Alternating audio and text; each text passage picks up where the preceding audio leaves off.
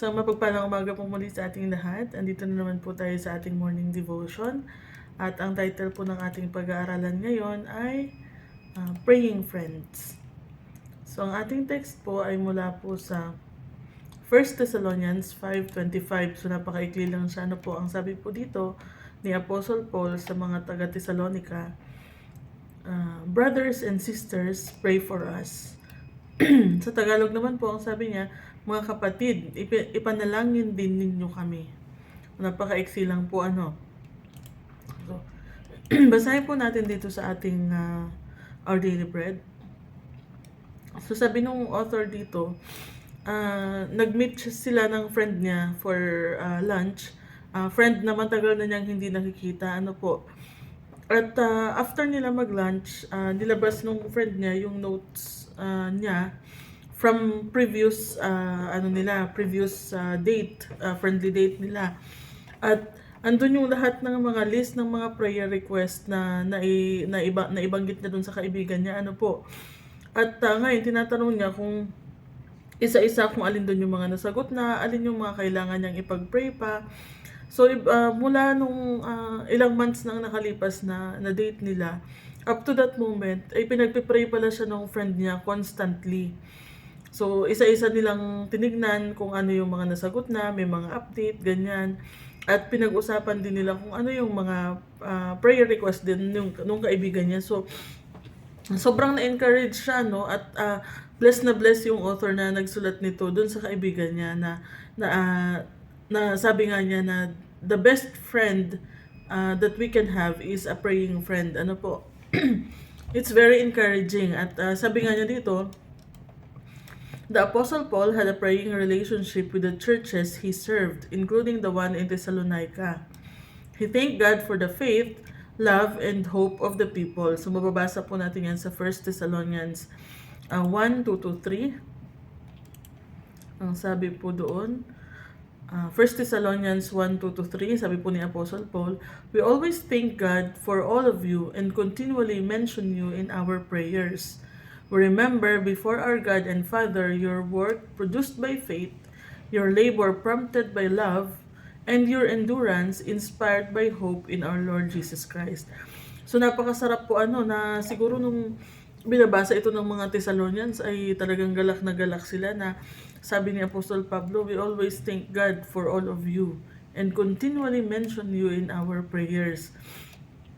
So, makikita po natin na talagang pinagpipray sila ni Apostle Paul. Ano po? Sabi po dito sa ating Our Daily Bread, he longed to see them and asked God night and day that he might be able to visit them again.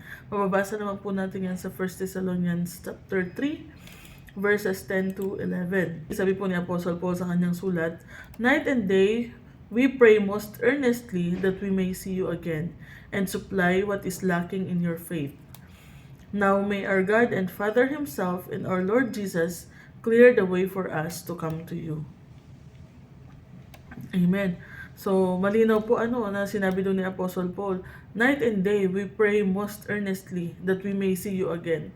Di ba po nakakagalak po na meron po tayong kaibigan na yung night and day tayong ipinapanalangin at hinihingi sa Panginoon na makita tayo ulit, and supply what is lacking in your faith. So, at makapagbigay po ng kalakasan sa ating pananampalataya, At doon sa verse 11, sinabi po niya na nawa ay ang ating Diyos ang magbigay ng malinaw na daan para makabalik po sila, or makapunta ulit sila sa Thessalonica, At doon po ulit balik po tayo sa ating commentary, sabi po niya, he requested that the Lord would help them increase and abound in love to one another and to all, sa verse 12. Basahin po natin ang verse 12. May the Lord make your love increase and overflow for each other and for everyone else, just as ours does for you. Amen.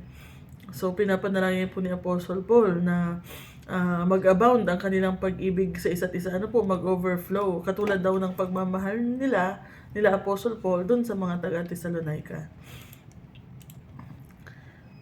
He also prayed that their hearts would be blameless before God. So, mababasa naman po natin yan sa verse 13. Ang sabi po, May He strengthen your heart so that you will be blameless and holy in the presence of our God and Father when our Lord Jesus comes with all His holy ones. Amen.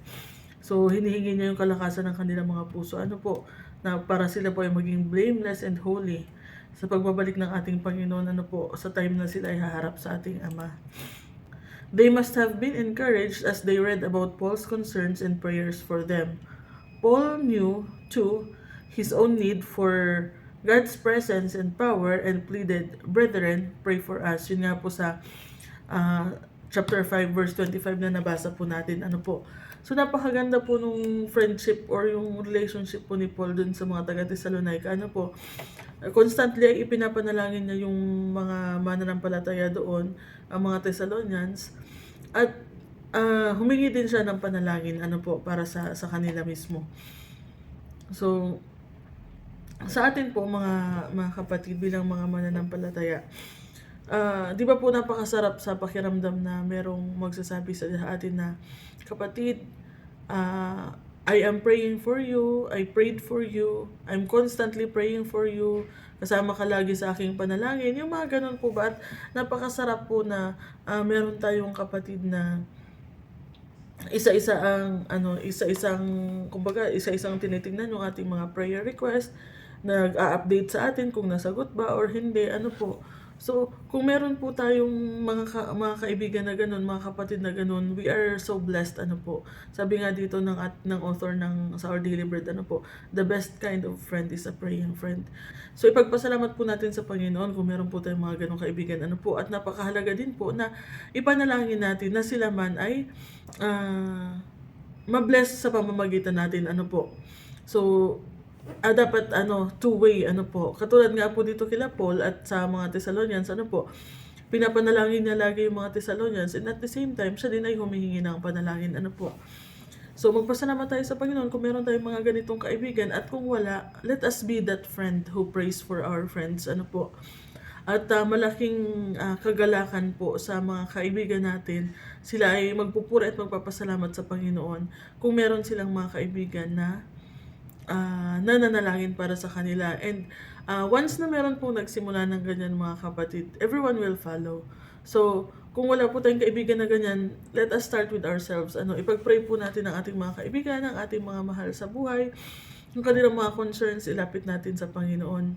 At ipagpasalamat natin kung meron silang mga prayer request na nasagot, ano po, para alam din po natin kung ano yung mga answered na, kung ano yung mga nabago na ang kanilang prayer request, kasi may mga pagkakataon po na ganun, ano po, nagbabago ang ating prayer request, depende po sa sitwasyon, ano po.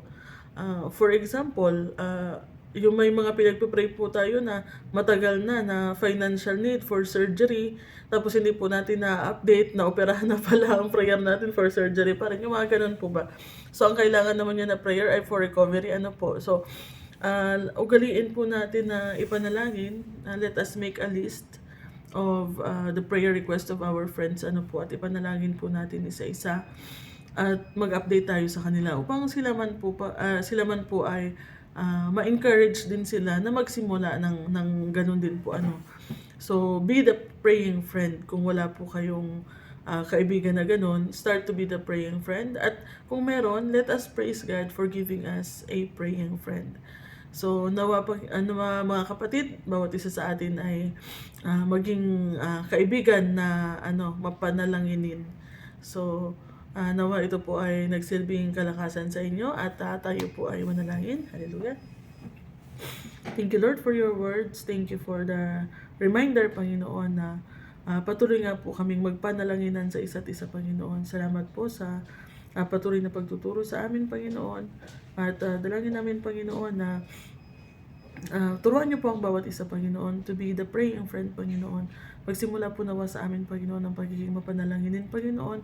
At matutunan po namin ipanalangin ng mga kapatid namin, mga kaibigan sa pananampalataya, Panginoon. At maging ang ibang tao, Panginoon. Hindi lamang po ang aming mga prayer request, Panginoon, ang idulog namin sa inyo, kundi maging ang mga prayer request din po ng mga tao sa paligid namin, Panginoon, upang sila man po, Panginoon, ay makatanggap din po, Panginoon, ng mga kasagutan na galing sa inyo, at sila man po, Panginoon, ay mabless po sa pamamagitan namin, Panginoon. And kung meron po kami mga kaibigan na hindi pa po nananampalataya, Panginoon, sa inyo, being a praying friend, Panginoon, would encourage them, Panginoon, and would inspire them, Panginoon, and na sila man po, Panginoon, ay kumilala din sa inyo at ibigay ang kanilang buhay sa inyo. Kaya, Panginoon, train us, teach us, Panginoon, na maging mapanalanginin po katulad po ni Apostle Paul, Panginoon. Maraming salamat, O Lord. At patuloy ka po namin pinasasalamatan, dinadakila at sinasamba. In Jesus' name, Amen. God bless po mga kapatid. Ingat po tayo sa maghapon. Nawapagpalain po tayo ng Panginoon.